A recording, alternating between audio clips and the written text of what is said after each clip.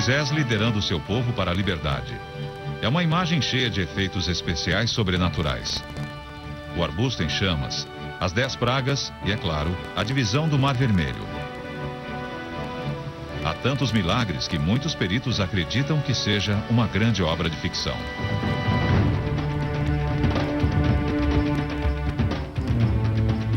Será que os escribas judeus, usando de uma imaginação rica, simplesmente inventaram uma narrativa dramática para dar ao seu povo uma história? Muitos estudiosos modernos alegaram que Moisés e o Êxodo, uma das narrativas mais famosas do mundo, era uma fantasia. Até agora. Modernas ferramentas arqueológicas e pesquisas históricas mais recentes descobriram alguns indícios novos e surpreendentes. Indícios que nos levam até um rio na Carolina do Norte que virou sangue, a uma ilha onde se localiza a lendária Atlântida e a um mega tsunami no mar do Mediterrâneo.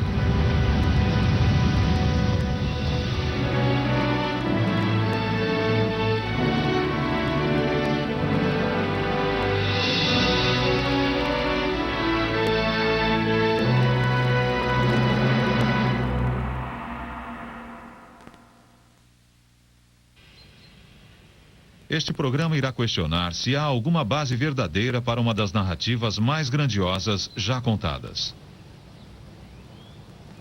Moisés é um gigante da religião mundial e sua vida é sagrada para 3 grandes doutrinas. Segundo a Bíblia cristã, o Alcorão muçulmano e o Torá judeu, Deus interveio diretamente na história através desse profeta notável. Estas são as coisas que o Senhor ordenou que fizessem. Através de Moisés, Deus entregou as tábuas da lei ao mundo. E até hoje, esses 10 mandamentos continuam a ser a base moral de 3 religiões mundiais. A história de Moisés começa no local onde nasceu, no delta do Nilo, no Antigo Egito. Os refugiados hebreus fugiram da seca em suas terras, a Palestina bíblica, e se estabeleceram aqui.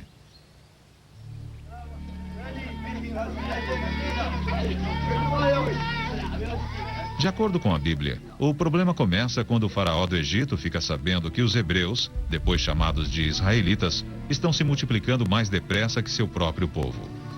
As parteiras recebem ordens de matar todos os meninos hebreus recém-nascidos. Uma mãe desesperada esconde seu filho numa cesta de junco e o entrega às águas do Nilo. Esse bebê é Moisés. Milagrosamente, o menino é achado e salvo. Um começo mágico para sua história. Mas será verdade? Até recentemente, a maioria dos historiadores dizia que não. A razão era simples. A vida de Moisés é incrivelmente similar a um mito da Babilônia, no atual Iraque, sobre um grande rei chamado Sargon, que quando era bebê, foi encontrado numa cesta em um rio.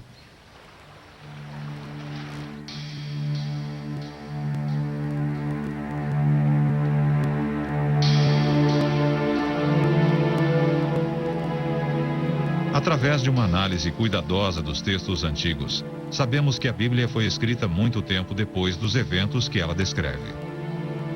Entre 600 e 300 a.C., os escribas hebreus decidiram registrar todas as narrativas antigas de seu povo, passadas de geração a geração. E se os escribas acrescentaram um pouco de tempero às velhas histórias para torná-las mais interessantes? E se inventaram a história de Moisés, da cesta e do resgate?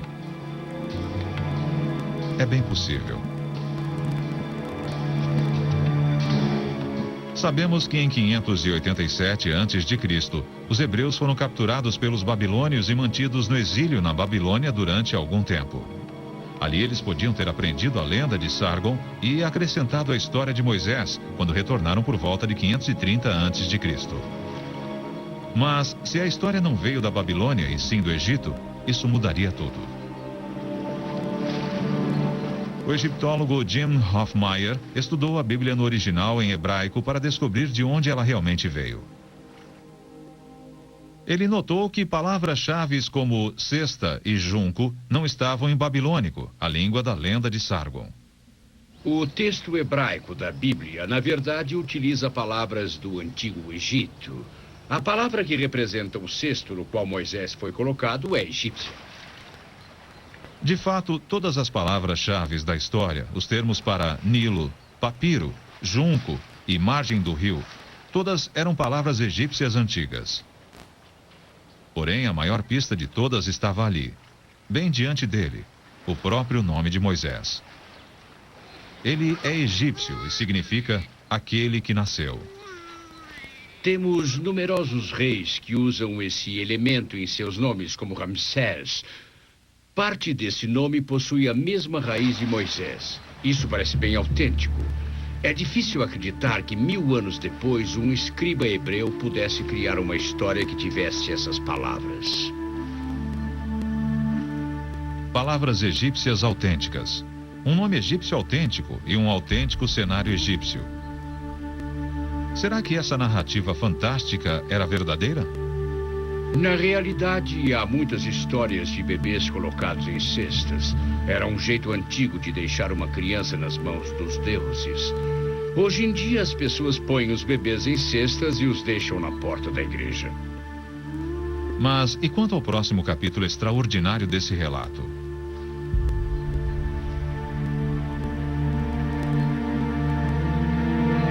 A Bíblia alega que Moisés foi resgatado pela filha do faraó, ou por sua esposa, segundo o Alcorão. Ela o adotou. Sobreviver ao rio foi sorte. Mas um pobre imigrante ser resgatado pela realeza e depois criado como príncipe?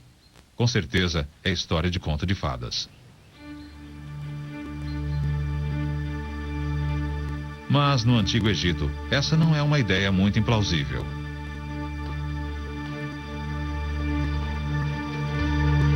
Os faraós mantinham registros que mostram que os palácios tinham creches onde as crianças reais eram educadas.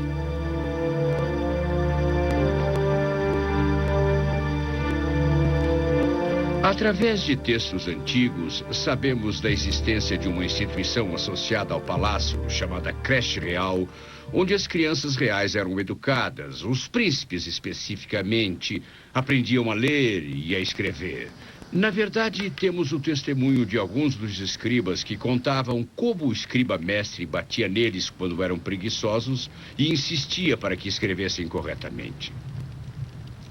Mas onde está a prova de que Moisés foi recebido pelo faraó e posto em uma dessas classes? É óbvio que não temos nenhuma prova. O interessante é que nessa época, crianças que não eram da realeza também recebiam aprendizado.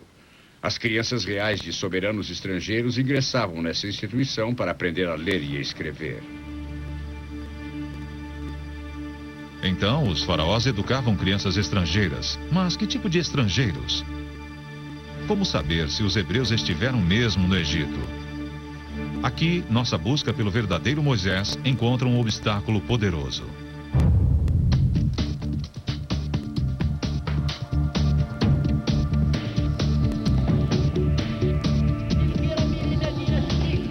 Precisamos ver se há algum indício físico de que os hebreus estiveram mesmo no Egito.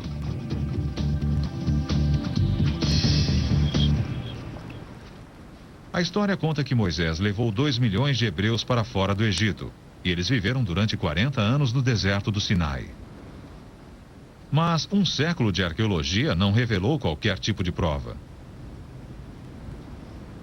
Então, alguns peritos começaram a imaginar o inimaginável.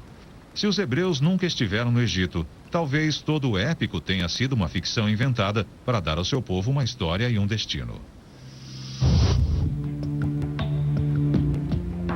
Muitos arqueólogos, na verdade, abandonaram a caçada a Moisés, mas alguns se recusaram a desistir. E concentraram sua busca no delta, na foz do poderoso Nilo, na parte do Egito onde a Bíblia diz que os hebreus se instalaram. Eles varreram a área atrás de indícios de uma alegação realmente precisa de que os hebreus foram forçados a fazer tijolos de barro para construir duas grandes cidades, Pitom e Ramsés. Grandes cidades. Mas onde elas estavam? Ramsés II foi o maior faraó de todo o Egito Antigo. Suas estátuas estão por todo lado. Com certeza, sua cidade poderia ser encontrada.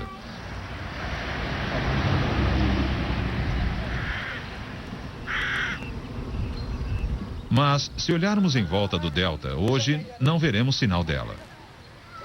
Parecia uma história inventada por um escriba. Até que um dia, um fazendeiro local encontrou uma pista incrível. Os restos dos pés de uma estátua gigantesca. Os arqueólogos não acreditavam na sorte que tiveram. Uma inscrição num pedestal próximo confirmou que a estátua pertencia a Ramsés II.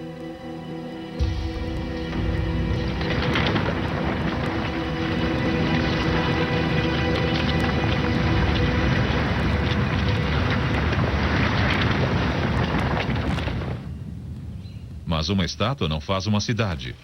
Para provar isso, os arqueólogos precisavam achar restos de construções feitas com tijolos de barro. Na década de 70, equipes de arqueólogos egípcios e alemães começaram a vasculhar a área atrás de provas da cidade perdida de Ramsés. Gradualmente, eles desenterraram vestígios de casas, templos e até palácios. Se esta era realmente uma cidade antiga, teria levado uma eternidade para ser escavada anos atrás. Mas agora, com nova tecnologia, os arqueólogos podem detectar as fundações bem abaixo do solo e mapear uma região inteira em apenas alguns meses.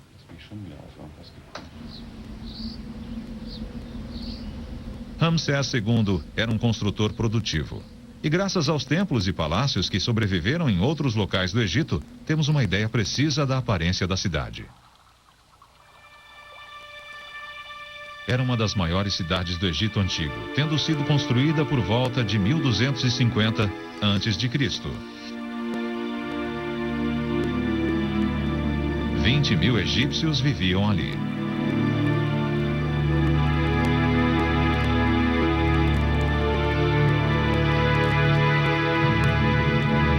A descoberta confirmou que a Ramsés bíblica era bem real.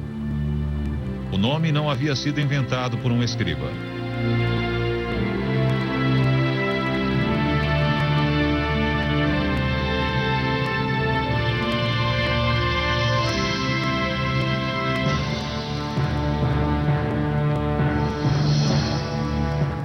Mas teria sido essa cidade realmente construída por escravos hebreus? Há uma referência intrigante em antigos documentos egípcios sobre uma tribo capturada pelo faraó e forçada a trabalhar em Ramsés. Uma dessas tabuletas de argila lista grupos de povos que ele capturou. Um deles se chamava Abiru. Abiru soa como hebreu. Poderiam ser eles o povo que Moisés liderou?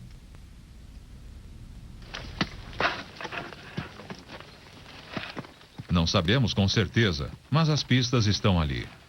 Eles eram nômades, falavam o idioma semítico e queriam se estabelecer em Canaã, hoje ocupada pela Síria, Israel e Palestina. Talvez eles fossem os hebreus.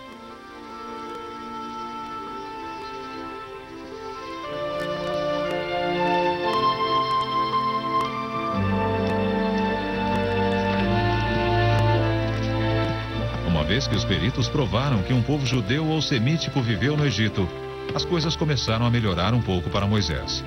Talvez ele não fosse só fantasia. Era hora de olharmos de novo para sua vida como líder e realizador de milagres. Um dia, diz a Bíblia, ele deixou o luxo do palácio em Ramsés para observar os escravos hebreus fazendo tijolos de barro.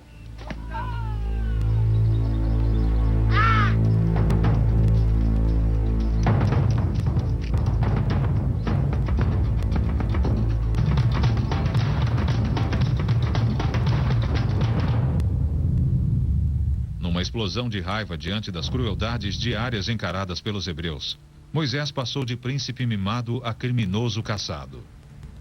Ele enfrentaria a pena de morte se fosse pego. Quando fugiu do Egito, ele se dirigiu a Midian, no extremo da Arábia.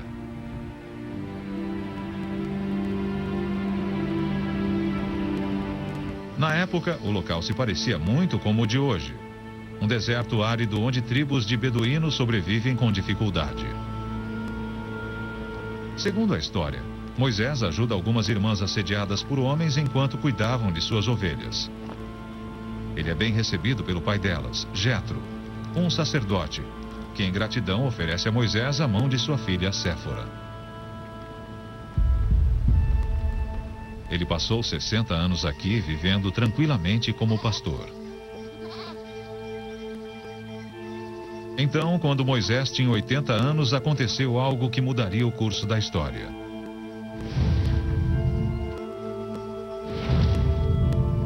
Ele estava cuidando de seu rebanho quando se aproximou de um arbusto em chamas. A famosa história diz que a voz de Yahweh, Deus, veio das chamas. Sim, Senhor, estou aqui. Deus ordenou que Moisés partisse e obrigasse o faraó a libertar seu povo. Não, Senhor, não me envie. Nunca fui um bom orador. Mas Deus lhe deu poderes especiais.